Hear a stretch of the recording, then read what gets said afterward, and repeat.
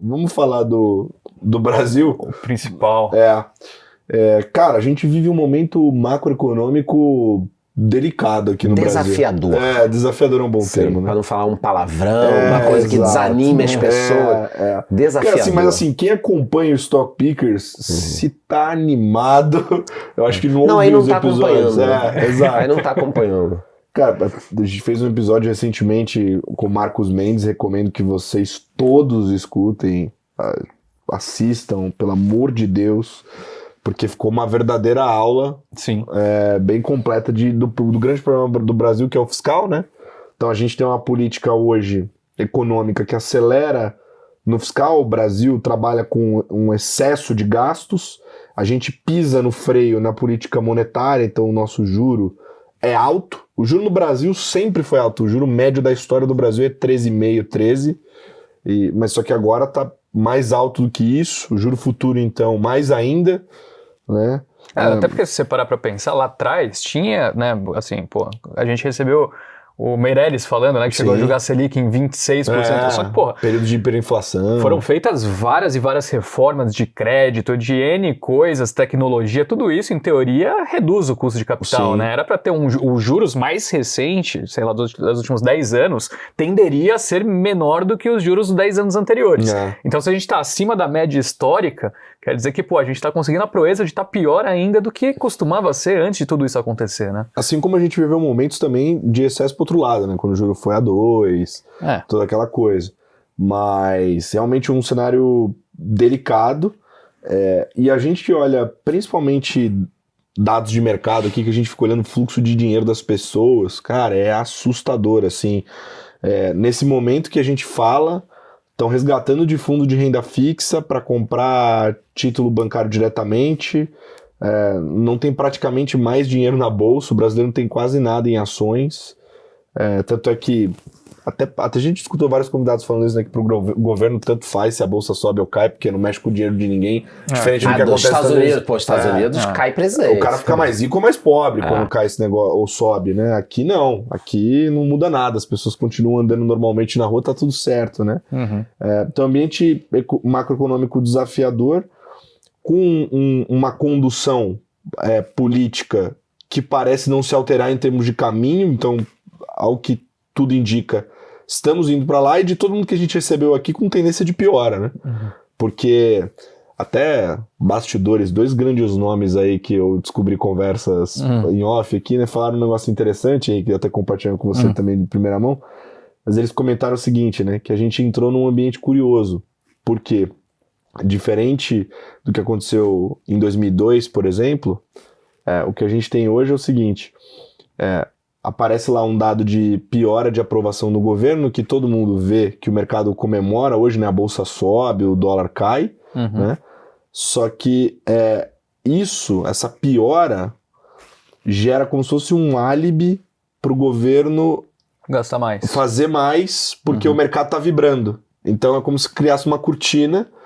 Então piora, fica melhor, só que aí piora de novo. Então fica uma dinâmica curiosa, né? Tanto é que a maior parte dos gestores que a gente conversa aqui não tem nem posição em Brasil hoje. Enfim, essa novelinha toda aqui para dizer, estamos num cenário delicado. Desafiador. Eu queria saber, assim, de você, que é um cara extremamente vocal publicamente, já vi várias vezes você comentando um pouco sobre isso, e acabou de falar aqui várias verdades sobre a Argentina e Trump, Javier Milei e Trump, né? Vamos falar um pouco de Lula, então, né? A condução do governo atual. Como é que você diagnostica... Qual é o seu diagnóstico para a condução do governo em relação ao país? Bom, vamos lá. De novo. Eu que tenho quase 50 anos, não parece. A gente está perdendo uma baita chance. Esse é o primeiro ponto que tem que ser falado. Mas não adianta. Tá bom, mas eu quero falar. Eu sou o convidado aqui e tal. De novo, a gente está perdendo uma baita chance. Porque dos BRICS lá atrás, que atraíam capital, quando foi criado o conceito, quando todo mundo falou, que depois até se expandiu. Cara, Brasil, não estamos em guerra. Bem ou mal, as estruturas funcionam. Tem recursos naturais, tem tudo. Rússia, guerra. Ninguém tá colocando capital lá. Mas o Trump tá ali conversando com o Putin.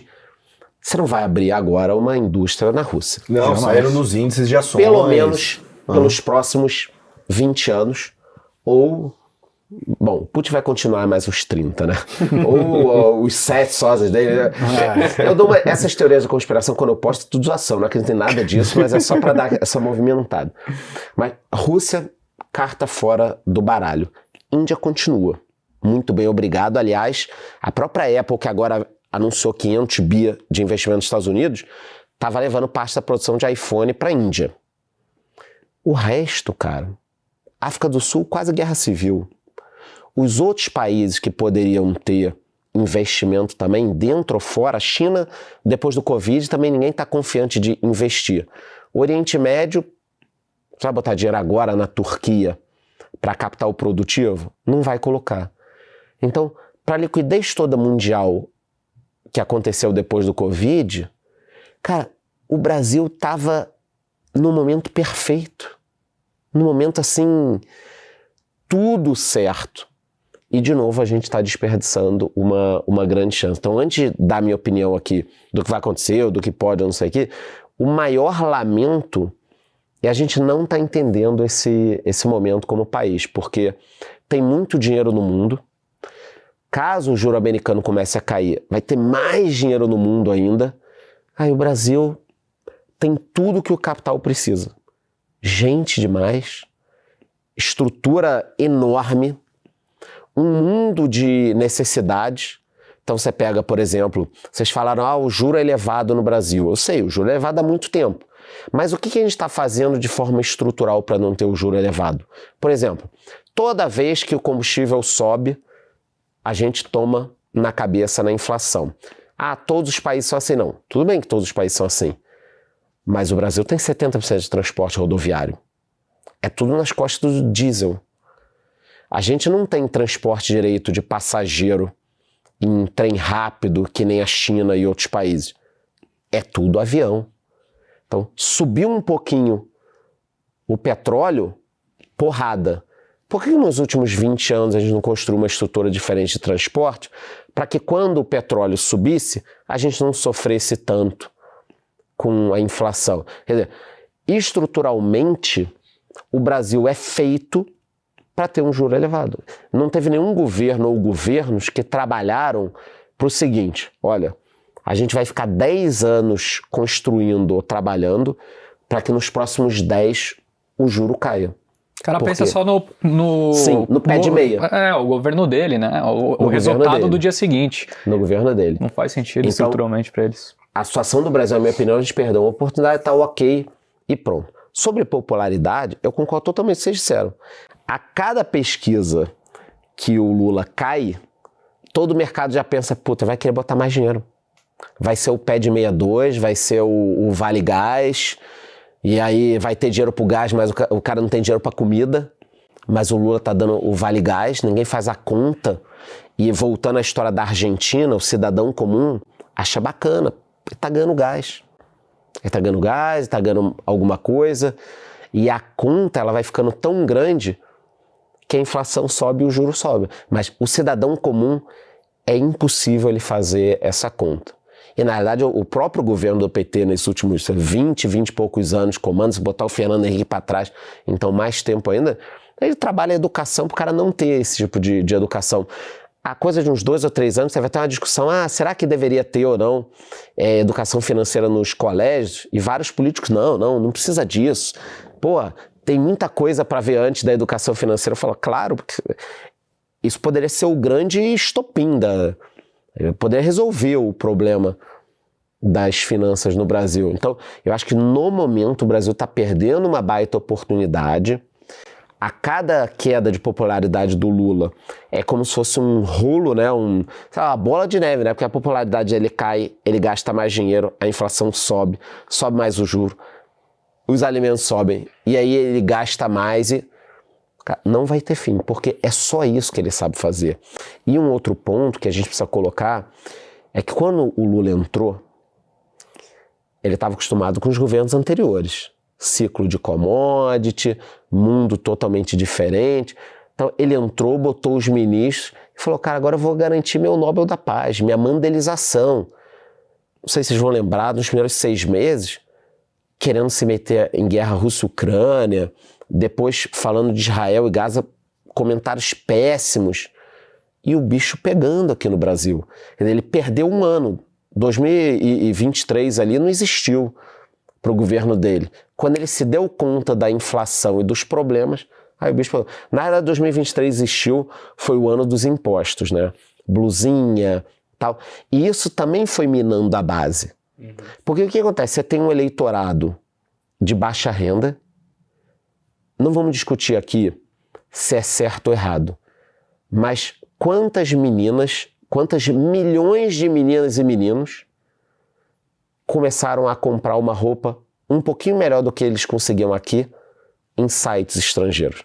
Ah, mas isso fode varejo e tal. Cara, não é isso que eu tô discutindo. Tô discutindo o seguinte, o cara tá na casa dele, a menina tá na casa dela, e ela comprou uma saia e um blazer para trabalhar por R$49. Bonitinho, barato. Bonitinho, barato. Que aqui tá R$299. É. A gente não tá discutindo se é certo ou errado. O que o governo fez? Ele não foi na empresa brasileira, numa Renner, C&A, nas outras varejistas e falou, cara, vamos sentar aqui. Como é que a gente baixa o preço disso? Eu quero vestir o pessoal melhor. Como é que a gente baixa o preço disso? Ah, pô, meu problema é a legislação trabalhista, são os aluguéis. Pô, não. Ele falou o seguinte, eu vou aumentar o preço de quem compra fora. Baita ideia, né? Aí agora quem tinha só condições de comprar fora não consegue. E aqui dentro não dá, porque não tem competitividade. Ótimo, que bom. Minou o eleitorado e ainda ferrou os Correios, né? Porque disseram que o problema das blusinhas deu um rombo nos Correios. A questão das entregas e tal, o Correio estava preparado para um negócio, não veio, ele tem uma estrutura e deu um rombo, isso tudo. Olha quanta medida, cara, errada do governo. Quer dizer, ele prejudica a economia e prejudica diretamente o próprio eleitorado. Lembrando que o Lula não ganhou com 15, 20% de margem. Quando eu ligava em algumas emissoras, em 2023 e no início do ano passado, cara, a desconexão, né? As notícias eram dadas, parecia que o Lula tinha ganho com 25%. É igual com 1,5%, 2%. Então quando você bate no próprio eleitorado, com blusinha, com combustível, cara, é óbvio que você vai se sentir na ponta. E aí a única solução que esse governo enxerga, cara, é dar dinheiro. Então, de um lado, ele fica tirando de todo mundo, vamos taxar isso, taxar aquilo. Do outro, é ficar jogando na economia. Mas qual o sentido de você jogar dinheiro na economia e do outro lado subir a Selic? Cara, não faz sentido nenhum, né? É como se tivesse uma fogueira aqui, você falasse pra mim, cara, a gente precisa apagar. Eu buscasse o extintor, mas viesse um dos caras da produção. E enquanto eu tô com o extintor, o cara pega um copo de cachaça e fica jogando. Aí quando tá quase apagando, aí a gente vai ficar aqui o dia inteiro. É isso que o governo tá fazendo. E ele já fez isso no passado, com o BNDES. Cara, já fez tudo isso. Tudo isso ele já fez. Por isso que eu vejo alguns gestores aqui, eu gosto de falando, cara, como alguém acha que isso pode dar certo? Como alguém acha? E aí o deboche fala, cara, deixa o homem trabalhar, deixa ele falar, deixa ele fazer isso que não tem jeito, são mais... Eu brinco, às vezes ficam puto comigo. São mais 6 anos, assim, daqui a pouco passa. Eu ia perguntar isso daí, você acha que tem chance dele conseguir a reeleição? Putz, as pesquisas de hoje indicam que não, mas pela minha idade, tudo que eu já vi, o Lula se recuperou do mensalão, em que a popularidade dele caiu muito, só que naquele momento você não tinha essa abertura para que todo mundo falasse. Então, eu nem me lembro como era exatamente aquele momento de redes sociais versus TV, mas eu me lembro que a TV tinha uma dominância muito grande sobre as informações. Agora não é mais assim. Então, isso pode pesar. Entendeu? Mas chance sempre tem. A gente sabe que estatisticamente, historicamente, quem tem a máquina pública consegue a reeleição em qualquer lugar do mundo, né? Perfeito. Eu acho que tem alguns agravantes nesse momento atual que, pelo incrível que pareça, apesar o escândalo do mensalão, se você parar pra pensar assim, pô, foi tirando o que a gente teve da Lava Jato, foi né, o memorável, assim, desse século. E a taxa de desaprovação dele naquele momento era menor do que a atual. A atual é pior do que agora, do que naquela época. Mas eu acho que por causa das redes sociais. Com certeza. Imagina se tivesse redes sociais ali nos anos 2000. Sem dúvida, sem dúvida. E, além disso, ele está com um nível de desaprovação atual maior do que o Bolsonaro estava naqueles momentos horríveis da pandemia, que aí já tinha esse negócio da rede social, né? Então, o cenário está muito difícil. Mas eu queria te perguntar, Charles, como que faz daí para quem quer ganhar dinheiro, conseguir surfar o que talvez seja essa grande mudança, mas se não tiver essa grande mudança adiante, o cenário futuro é péssimo, né? Então a gente está aqui num ambiente meio binário, ou uma melhora substancial, ou, de fato, me controlar para não falar o que eu realmente estou pensando, mas ir numa trajetória horrível. Desafiador. Como que se investe num momento assim aqui no Brasil? Eu acho que você vai investir, por exemplo, não é nenhuma recomendação, mas quando a gente pega a renda fixa, tá a favor a estatística, né? Quando você pega um IPCA mais 7, 7,5, quase 8, é um negócio que não dá para desprezar. Volto a falar, não é recomendação, cada um precisa saber do seu perfil de risco. Eu, por exemplo, gosto e tô acumulando, tô no negativo. Eu estava com B50, né? Comprando B50. E tô pegando, tô comprando todo mês. Quanto tempo de calor? 1 ano, 2 anos, 3 anos? Até 2050? É difícil falar, mas estatisticamente, e eu não acredito que o Brasil vai acabar. A gente tem 2 cenários. Ou o Brasil vai acabar, a economia vai virar um negócio assim, Venezuela, ou as coisas vão melhorar. Eu não acredito agora no momento de Venezuela. O pior cenário possível, na minha opinião, teria sido uma vitória do Biden. Seria o pior cenário possível para o Brasil. Então, olha como é importante a situação global, né? Sim. Eu não acho que o Brasil vai acabar. O cenário de entrar um cara moderado em 2026 no Brasil, a gente está falando de um destravamento de valor muito grande que pode acontecer, né? Muito grande. Porque tá tudo parado. E com juro elevado, qual o sentido de você conseguir ganhar no pré aí 15% ao ano, 15, 12, você pegar agora e abrir uma franquia. Vou vender chocolate, tá, quanto você vai tirar no ano? 7, 8, 11. Sem falar que você está pegando dinheiro emprestado provavelmente para conseguir abrir, né? Com puta risco. Aí você ganha 11 no ano sobre o investimento.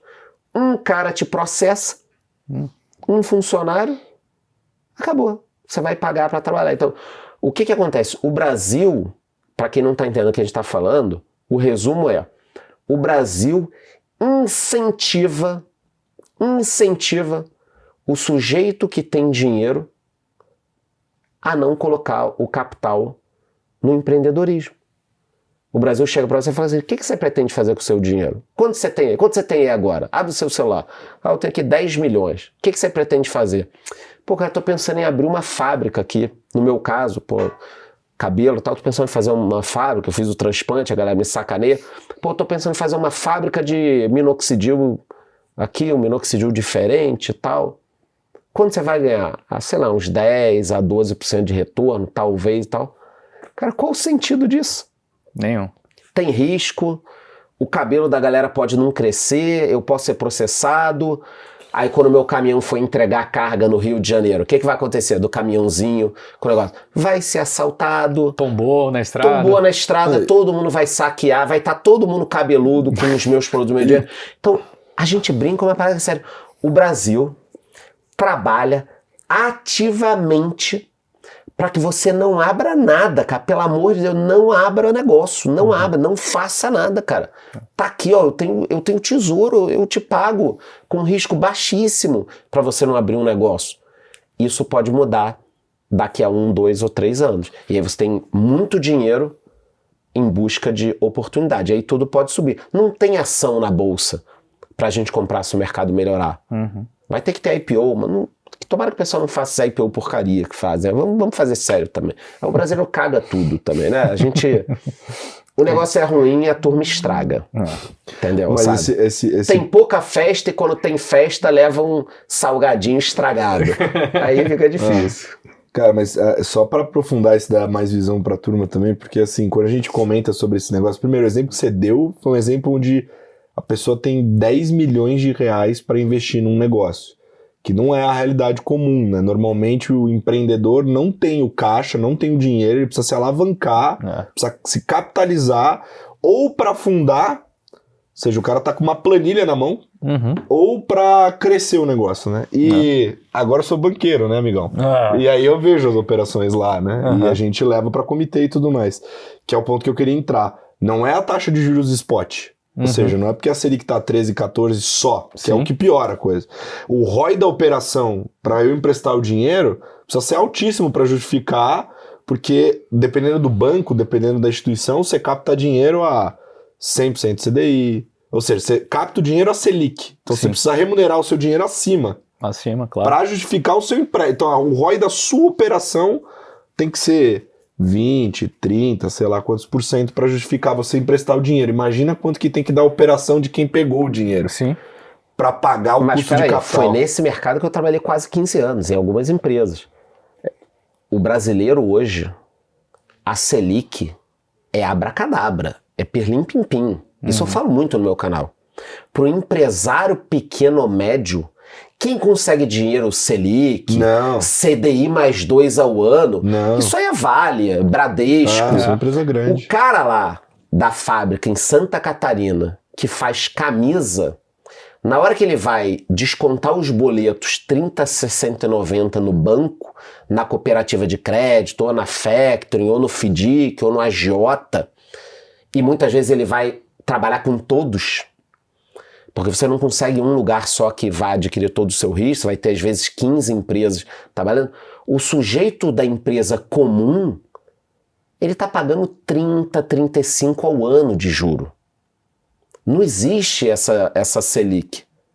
Não adianta você chegar no banco e falar, eu queria dinheiro para comprar uma máquina, eu queria pagar minha folha, eu queria antecipar recebíveis para pagar minha folha. Eu tô vendo aqui no meu celular, eu tô vendo no Google, imagina que eu chego lá no Bradesco, no Itaú, na Sicredi, sei lá, chego para você e falo, olha, eu quero pagar minha folha aqui. E eu tenho meus cartões de crédito, tudo para antecipar contigo. Eu tô vendo no Google, eu tô vendo no UOL, que a taxa de juros é 12. Sabe o que o cara do banco vai falar? Então pega o dinheiro no UOL, porra. Aqui não é 12, aqui é 25. Essa é a realidade do empresário brasileiro. Então, ainda tem isso que as pessoas não sabem. O juro é X, o juro para você pegar é, cara, X mais 10 ao ano. Por aí. Por aí. É isso. Então ainda tem esse ponto da realidade dos empresários. Se tiver algum empresário aí, coloca nos comentários a taxa aí. Quanto é que é? Pra você pegar um dinheiro num FDIC, descontar seus recebíveis lá no Safra, no sem Bradesco. Dizer que quando você olha, por exemplo, no mercado americano, tem estrutura de capital para todos os estágios da empresa. Ou seja, desde o cara ter um negócio só na planilha, e aí todo estágio de maturação tem, tipo, fundo de investimento dedicado para alocar dinheiro nesse estágio de maturação da empresa. Não, smart money. O cara te empresta o dinheiro e fala, e você tá precisando de uma ajuda? É isso. Aqui o cara te empresta o dinheiro e fala, olha, cara... Se vira aí pra pagar. Se não pagar... Eu preciso também, eu tô ferrado aqui também. Se não pagar, você vai entrar numa linha aqui que...